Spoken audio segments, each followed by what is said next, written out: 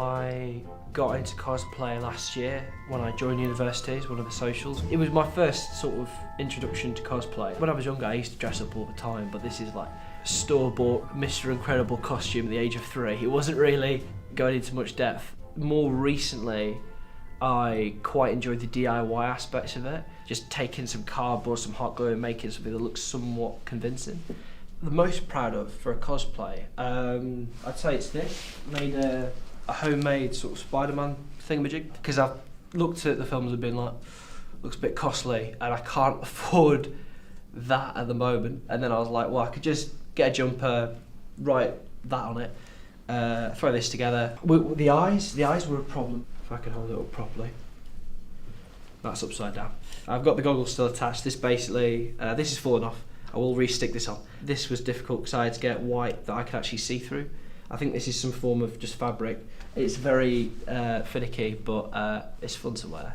The only platform that I have where I see a lot of cosplay tends to be Instagram. The stuff that I've seen on Instagram, I think, has been incredibly creative. I think people tend to dress all sorts of different ways all the time. I think it's just another aspect of fashion, in the sense of people just going out about, they're doing something for them in terms of creativity. Just, I think, look the other way. It's not really a problem. The only major problem is maybe on public transport and stuff, but I wouldn't really know a way around that. It's sort of reflective of the fact that Western society is a lot more diverse nowadays. So you can see all types of people who dress up as stuff they love. It just shows that they're passionate people. If someone's being a problem in terms of being in the way and stuff, like, we're not going to be offended if you turn around and look at us, because we are dressed up. We want to, you know, present as that. So we won't be offended if someone's like, oh, interesting, and just goes and has a glance at somebody. I found it a bit weird at first. Like, I did my first cosplay shoot. I was wearing this, and my mate was dressed as Quicksilver, and it was in Lincoln. We were in the high street with some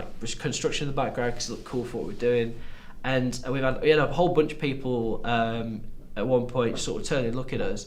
But it was kind of a nice thing. It's like sort of recognition. Do you go to Comic-Con regularly, or have you been before? I went quite a bit in 2019. I think that's when I've sort of started.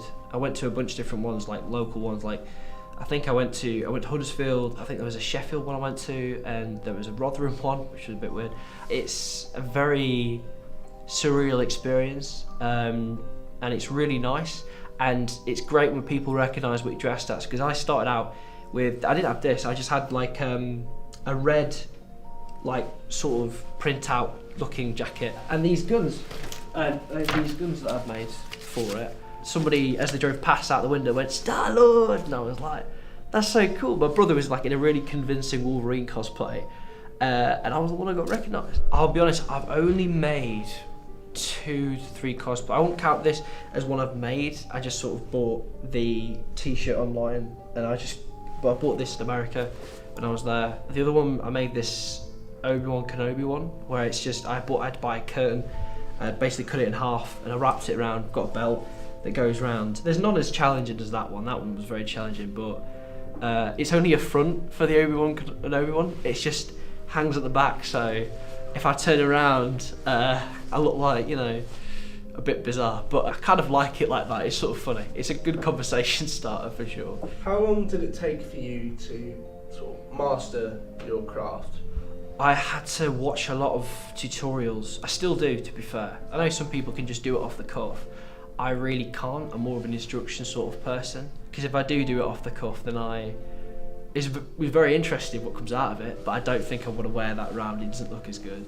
I started when COVID hit. It was a bit surreal, that, and I was wanting to join societies, and I saw this society, the Cosplay Society, and they seemed like they were full of creative people, and I wanted to be a part of that, and I hadn't really done anything before then, so I just thought, okay, I'll make something so I can show up to the Zoom meetings looking like I care about things that are going on.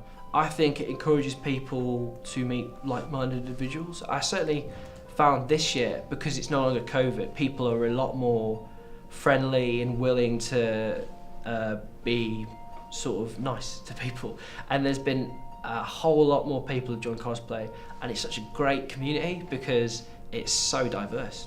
There's such a variation in what people are interested in. You learn about new aspects of culture that you wouldn't necessarily have looked at yourself. it's you know, I mean, this specific one at Lincoln is relatively cheap. It's only a £5, and you get to go to events like Comic Con in London, and you get all these sorts of tips and tricks as how to save money, how to make things look more screen accurate, or even something that looks close enough to the screen, because it doesn't have to always be screen accurate. But the community is very welcoming, and especially with this society, I would say go with something easier, something a bit smaller, more achievable, and save up for stuff. Like, it is a costly hobby, it does cost a lot of money if you keep up with it, but you can just buy stuff online and you're still a cosplayer, you don't have to make everything. Which was the thing I thought when I get into it. I was like, okay, how am I going to attempt to make a genuine, just full-on Spider-Man cosplay? So I bought a morph suit and I was going to work with that, but I realised I could just buy it online if I saved up a bit.